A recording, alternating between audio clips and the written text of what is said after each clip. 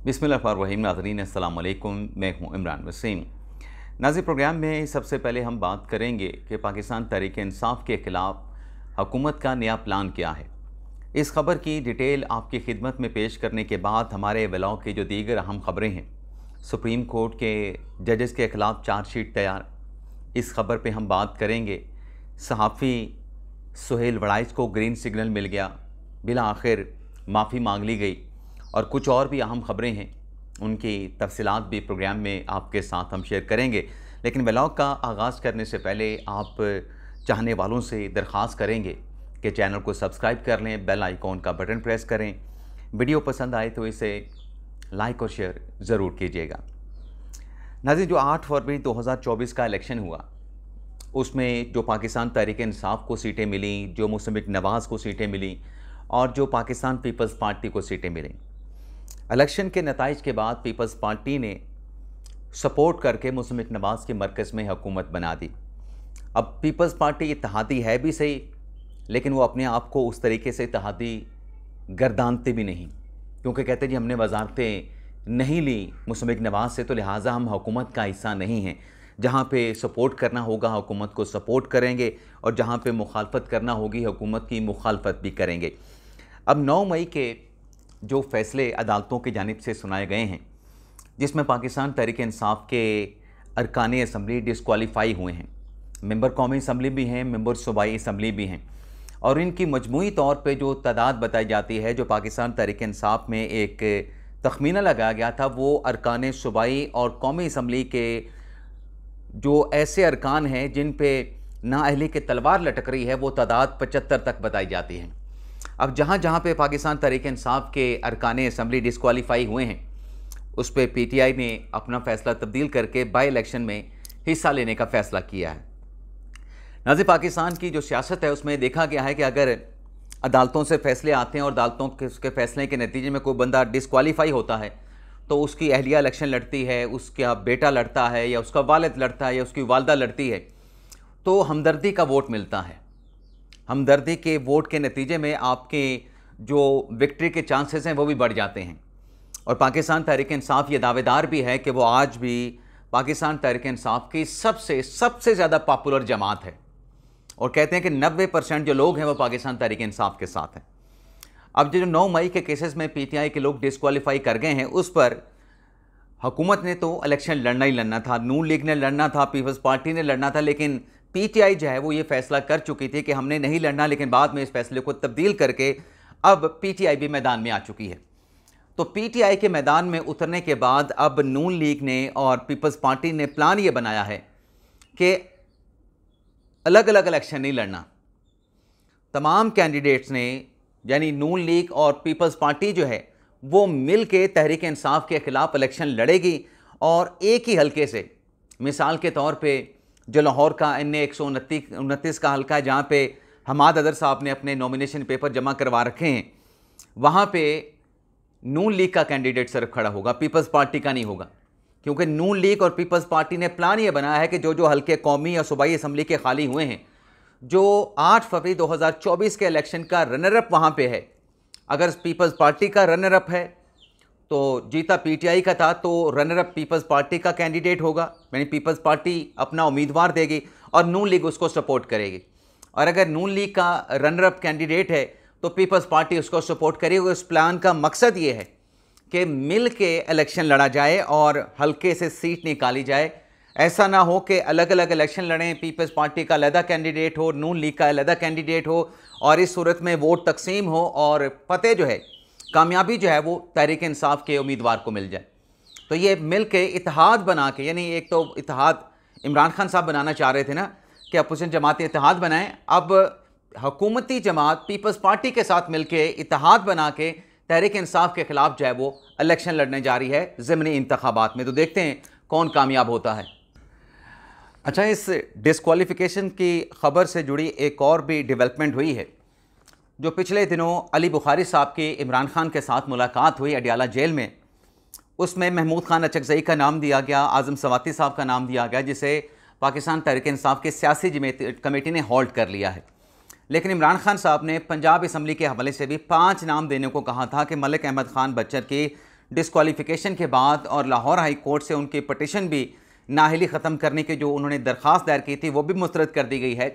तो इमरान खान ने कहा था कि मुझे ज़्यादा अरकान पंजाब असम्बली का मालूम नहीं है, तो मुझे 5 नामों का पैनल दिया जाए। तो 5 नामों का जो पैनल फाइनलाइज़ किया गया है पाकिस्तान तहरीक इंसाफ में आज के दिन तक, उसमें जो डिप्टी अपोजिशन लीडर हैं पंजाब असम्बली में PTI के मोइन रियाज कुरैशी, उनके नाम को इंक्लूड किया गया है। अली इम्तियाज़ वड़ाइच हैं, उनका नाम दिया गया है। इजाज़ शफ़ी हैं, उनका नाम दिया गया है। शेख इम्तियाज़ अली हैं, उनको प्रपोज़ किया गया है अपोजिशन लीडर के तौर पे। और राना शहबाज हैं, उनका नाम भी अपोजिशन लीडर के लिए जो है वो तजवीज़ किया गया है पंजाब की क़यादत की तरफ से। अब ज़ाहिर बात है कि ये जो नाम है इमरान खान साहब तक या तो मंगल के रोज़ पहुँचेंगे या फिर ये जुमेरात के रोज़ इमरान खान साहब तक ये नाम पहुँचेंगे और इनमें से एक नाम जो है वो फ़ाइनल किया जाएगा। लेकिन जहां पंजाब असम्बली के अपोजिशन लीडर के लिए खान साहब एक नाम फाइनल करेंगे या प्रपोज़ करेंगे, नॉमिनेट करेंगे, वहीं पर कौमी असम्बली में जो महमूद खान अचकज़ई का नाम फाइनलाइज़ हुआ था और जो सेनेट के लिए आज़म सवाती का नाम फाइनलाइज़ हुआ था, उस पर पार्टी की कोर कमेटी ने, सियासी कमेटी ने जो फैसला किया है, उस फैसले से मुतल्लिक भी बानी तहरीक इंसाफ इमरान खान साहब को आगाह किया जाएगा। अब नाज़रीन आते हैं जो सुप्रीम कोर्ट से जुड़ी एक खबर है, बल्कि सुप्रीम कोर्ट से जुड़ी दो खबरें हैं। एक जजेस की खबर है, एक वकला की खबर है। वकला की खबर नाज़रीन ये है कि पाकिस्तान बार कौंसिल की एग्जीक्यूटिव कमेटी का इजलास हुआ उनके चेयरमैन यासीन आज़ाद साहब की सरबराही में, जिसमें एक तो जो सुप्रीम कोर्ट की जानिब से रूल्स को अमेंड करते हुए जो फ़ीसेस बढ़ाई गई हैं, उन फ़ीसेस की इंक्रीज़ पे शदीद तशवीश का इजहार किया गया है और इजाफ़ा वापस लेने का मुतालबा किया गया है। लेकिन सबसे अहम खबर यह है कि पाकिस्तान बार कौंसिल के अम्ब्रेला के नीचे यानी छतरी के नीचे 27 अगस्त को आल पार्टीज़ कॉन्फ्रेंस बुला ली गई है और इस आल पार्टीज़ कॉन्फ्रेंस में सियासी जमातों के नुमाइंदे भी शरीक होंगे और जो वकला हैं, बार कौंसिल के नुमाइंदे हैं, वो भी शरीक होंगे।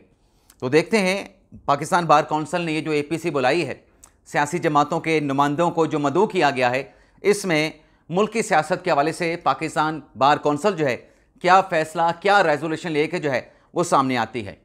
इसी तरीके से नाज़रीन एक डिप्टी अटॉर्नी जनरल साहब थे और आपको याद होगा कि एक वीडियो सोशल मीडिया पे वायरल हुई थी जिसमें ये देखा गया था कि एक खातून की तरफ से जो कि गाड़ी पे सवार थी, मोटरसाइकिल सवार खातून के साथ मुल्तान कैंट में वाक़या पेश आया था कि उनको मारा पीटा गया था, तशद्दुद किया गया था। मोटरसाइकिल पे जो सवार खातून थी उसकी बेटी भी उसके साथ थी, बल्कि वो खातून मोटरसाइकिल पे अपनी जो बेटी थी उसे दामाद के घर छोड़ने जा रही थी।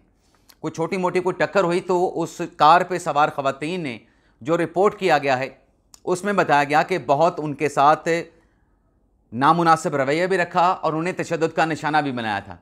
तो इस पर वज़ीर आज़म शहबाज शरीफ साहब ने जब नोटिस लिया तो कहानी ये सामने आई कि ये जो डिप्टी अटॉर्नी जनरल साहब ने खातून थी, ये deputy attorney general Salman Khurshid की जो है वो अहलियाँ थीं। तो रिपोर्ट ये हुआ है कि सलमान खुर्शीद को ओहदे से हटाने के लिए वज़ीर आज़म शहबाज शरीफ साहब ने जो है वो सिफारिश जो है सदर पाकिस्तान को भिजवा दी है। लेकिन उससे पहले भी कि सदर पाकिस्तान इस रिकमेंडेशन को अप्रूव करें, यह भी रिपोर्ट किया गया कि डिप्टी अटॉर्नी जनरल साहब अपने ओहदे से खुद ही मुस्तफ़ी हो गए हैं, इस्तीफ़ा दे दिया है। तो ये बड़ा अफसोसनाक वाक़या पेश आया था। मुल्तान में वीडियो भी वायरल हुई थी कि खातून पे गाड़ी सवार खातून जो है वो बड़ी बेदर्दी के साथ, बेरहमी के साथ तशद्दुद कर रही थी, उनकी तज़हीक कर रही थी, तौहीन कर रही थी। अब नाज़रीन आ जाते हैं सुहेल वड़ाई साहब को। नाज़रीन सुहेल वड़ाई साहब ने जो कॉलम लिखा 16 अगस्त को, जो उनकी मुलाकात फील्ड मार्शल के साथ ब्रसल्स में हुई, जो उन्होंने तकरीर सुनी या खाने की टेबल पे जो मुलाकात हुई, इस पर उन्होंने कॉलम लिखा। लेकिन जैसा मैंने कहा और वही बात मीडिया पे भी हो रही है कि ज़्यादा जो चीज़ें जिससे तासुर ख़राब हुआ, जो चीज़ें सियाको सबाक से हट गई, वो सुहेल वड़ाई साहब का दूसरे दिन का कॉलम था जिसमें माफ़ी की बात की गई। और फिर सुहेल वड़ाई साहब ने तीसरा कॉलम भी लिखा। अब तीसरा जो कॉलम था सुहेल वड़ाई साहब का, वो उन्होंने अपना एक्स के ऊपर पोस्ट किया। अखबार जंग में नहीं छपा, वो कल परसों रात जो है उन्होंने एक्स पे पोस्ट कर दिया था। अब तीसरे कॉलम में सुहेल वड़ाई साहब ने एक तो वो माफ़ी वाली बात की वजाहत कर दी कि वो उनकी तकरीर का हिस्सा थी, मेरे सवाल के जवाब में कोई माफ़ी वाली बात नहीं थी। लेकिन सबसे जो बड़ी क्लैरिटी आई तीसरे कॉलम में वो ये थी कि मैंने मसलहत की बात की है, मैंने समझौते की बात की है, इस्तेहकाम की बात की है। और मुझे अगर कोई वजाहत किसी को चाहिए, किसी को लगता है कि मुझसे कोई गलती हुई तो मैं उसकी वजाहत देने के लिए भी तैयार हूँ।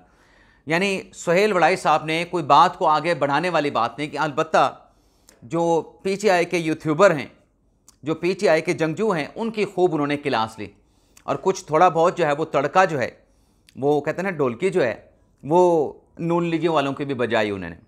लेकिन अब ये है, जैसे मैंने कल कहा था कि मामला अब यहाँ पे ख़त्म हो जाना चाहिए, तो जो वड़ाई साहब का कॉलम था जो उन्होंने एक्स पे पोस्ट किया था और जो लोग कह रहे थे कि अब उनके ऊपर पाबंदी और वो पाकिस्तान वापस नहीं आएंगे, पाकिस्तान तो वापस आ चुके हैं, मंसूर भाई ने अपने ब्लॉग में बता दिया है, ये खबर आप तक पहुंच चुकी है, इस पर बात नहीं करेंगे। लेकिन वो जो कॉलम एक्स के ऊपर वड़ाई साहब ने पोस्ट किया था, आज वो कॉलम रोज़नामा जंग की तरफ से सुहेल वड़ाई साहब का जो है वो छाप दिया गया है। तो वड़ाई साहब का आज के अखबार में कॉलम छपना इस बात का ग्रीन सिग्नल है कि बात रफा दफा हो चुकी है।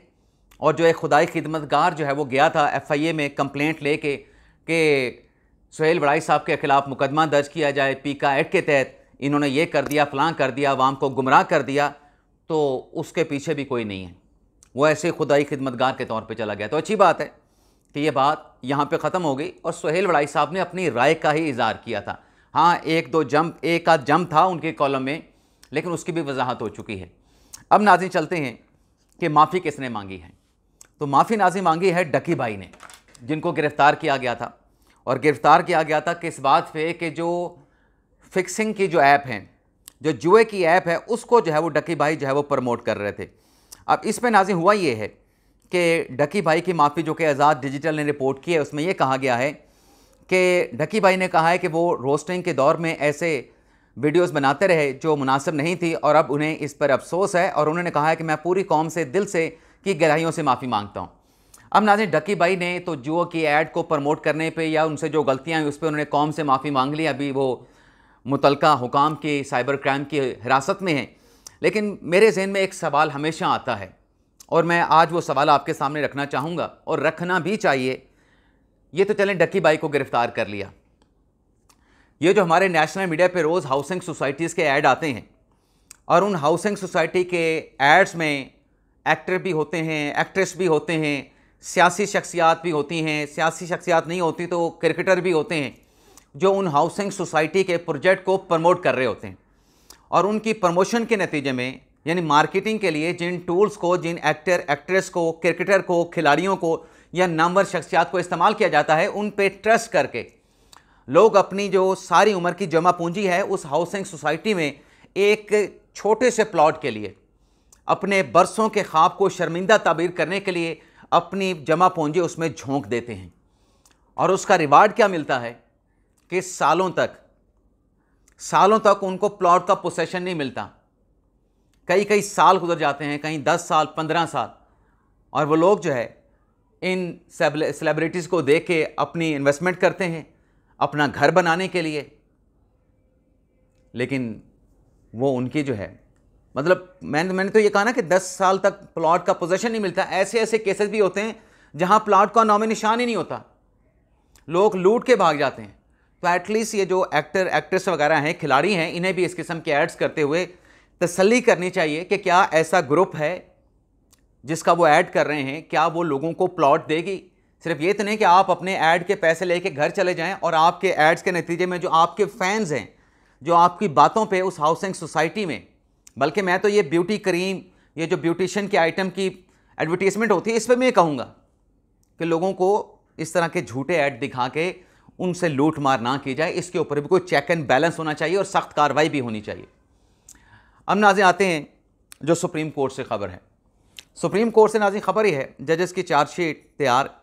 तो ये चार्जशीट नाज़रीन किसी और ने तैयार नहीं की, ये चार्जशीट जो है ये बयान की है जनाब अत्तर मिनल्ला साहब ने, जो कि कल लापता अफराद के हवाले से एक इवेंट था जिसमें अत्तर मिनल्ला साहब ने कहा कि सुप्रीम कोर्ट का हर जज पाकिस्तान में बुनियादी हकूक़ की खिलाफ वर्जी का ज़िम्मेदार है। अब ये बात सुप्रीम कोर्ट के जज की तरफ से कहे जाना और ये भी कहना कि हर जज सुप्रीम कोर्ट का बुनियादी हकूक़ की खिलाफ वर्जियों का ज़िम्मेदार है, बिल्कुल किसी शख्स को लापता नहीं होना चाहिए।